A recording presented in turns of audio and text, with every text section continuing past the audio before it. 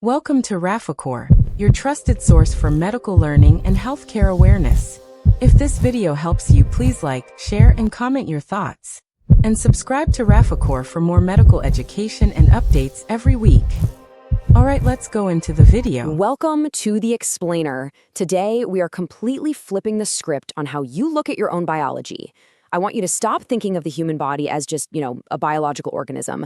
Instead, picture a heavily fortified castle, an ancient fortress that is constantly, and I mean relentlessly, under siege. Literally every single second of every day, invisible invaders are trying to breach your walls. And today, we're going to look at exactly how your body fights back. Okay, let's dive into this. The textbook definition of immunity tells us it's a condition of being able to resist a particular disease. But look closely at what that's really saying. Preventing development and counteracting the effects. That essentially outlines our body's ultimate security system. It isn't just about healing after you get sick. It's about actively resisting, neutralizing, and counterattacking microscopic threats before they can even take root. So, here's our roadmap for today. We're going from the big picture all the way down to the microscopic level. We'll explore the fortress itself, the anatomy of our command centers, the outer walls, our internal chemical warfare, and finally, the cellular infantry defending us on the front lines. Let's start with part 1, the fortress of immunity, and the master strategy behind it. You see, immunity isn't just one giant shield. It's this incredibly complex, coordinated network of organs, tissues, cells, and molecules, all working together for one physiological goal: keeping you alive. Now, when we classify this massive defense system, it splits into two main subtypes. You have innate or native immunity on one side, and acquired or adaptive immunity on the other.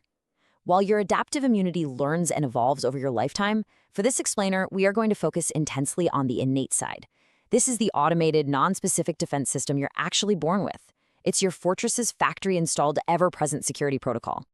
Moving right along to part 2, the anatomy of the defense and our command centers. Now, what's really interesting here is the sheer scale of this defense network. Before we look at the weapons, we have to look at the macro-level architecture. Where are our soldiers born and where do they train? Well, we've primary lymphoid organs like the thymus and bone marrow. Think of these as the primary armories and military academies where your immune cells are produced. Then, we have secondary organs, the spleen, the tonsils, lymph nodes, and yes, even the appendix.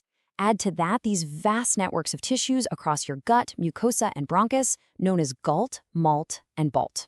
Your defense system is occupying vital real estate all over your body. All right, part 3, the outer walls. Let's talk about the physical barriers. Just imagine the sequential physical barricades a pathogen has to hurdle just to breach the body. First, your tears act as an active washing mechanism, constantly flushing microbes away from your eyes. Then, mucous membranes form this sticky boundary wall lining your respiratory, gastrointestinal, and genitourinary tracts. But honestly, my absolute favorite part is step 3, the cilia. These are tiny hair-like structures in your respiratory tract that literally sweep mucus and all the trapped invaders inside it upwards toward your throat at a rate of 1 to 1.5 centimeters per minute. It is a continuous, microscopic escalator of doom for pathogens. And finally, the epiglottis acts as a literal trapdoor, preventing infections from dropping down into your vulnerable lower respiratory tract. To put that into perspective, let's look at a real-world application. Cigarette smoke contains chemicals that actively destroy those sweeping cilia we just talked about. So when you smoke, you are literally burning down the microscopic brooms that sweep away invaders. It impedes that ciliary action and leaves the fortress doors wide open to respiratory infections. It fundamentally breaks down your physical defense. Which brings us to part 4, chemical warfare. We're talking acid, enzymes, and traps. If an invader somehow bypasses the physical walls, it walks right into a lethal minefield. I actually love this topic because it shows how things we typically consider kind of, gross, are actually brilliant, highly evolved weapons. Earwax? It isn't just buildup, it actively traps microbes, and its composition prevents bacterial growth. Saliva? Packed with lysozyme, uric acid, and urea to halt microbe growth right in your mouth. And the gastric juice in your stomach is basically a pool of highly acidic fluid that simply incinerates most bacteria and toxins you might swallow. And this brilliantly illustrates how literally every bodily secretion has an active, defensive, and antimicrobial purpose. It isn't just your stomach. Your sebaceous glands produce sebum, which coats your skin in a defensive acidic layer with a pH of 3 to 5. Your sweat glands release lysozymes that literally destroy the cell walls of bacteria.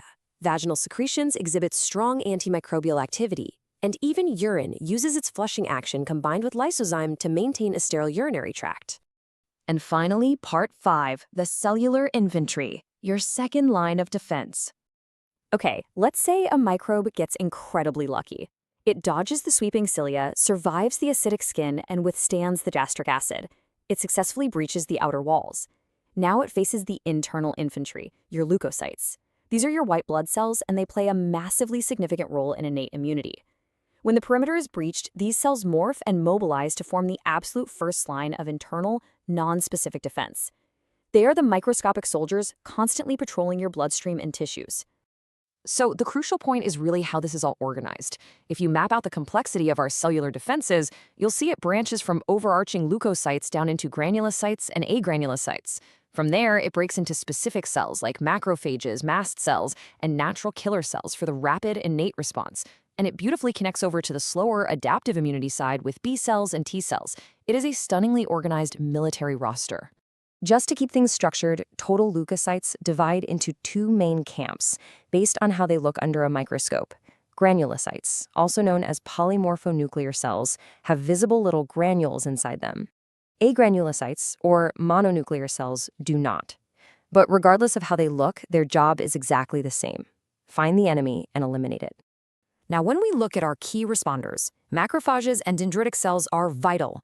They migrate directly to infected tissues as rapid responders. But the absolute star of the initial breach, that's the neutrophil. Neutrophils are highly phagocytic, meaning they literally eat the invaders. They are the absolute first response to any kind of infection. The second a breach occurs, millions of neutrophils rush to the site, ready to consume the threat. As we wrap up this explainer, I want to leave you with this one thought. Right now, as you sit here listening to this, your body is deploying millions of cellular soldiers. It's secreting acidic traps, and microscopic cilia are sweeping away threats. Your fortress is under siege, and your innate immune system is holding the line perfectly. So, what silent war are you winning today without even realizing it? Thank you so much for joining me on this journey into the human fortress. Keep learning, keep questioning.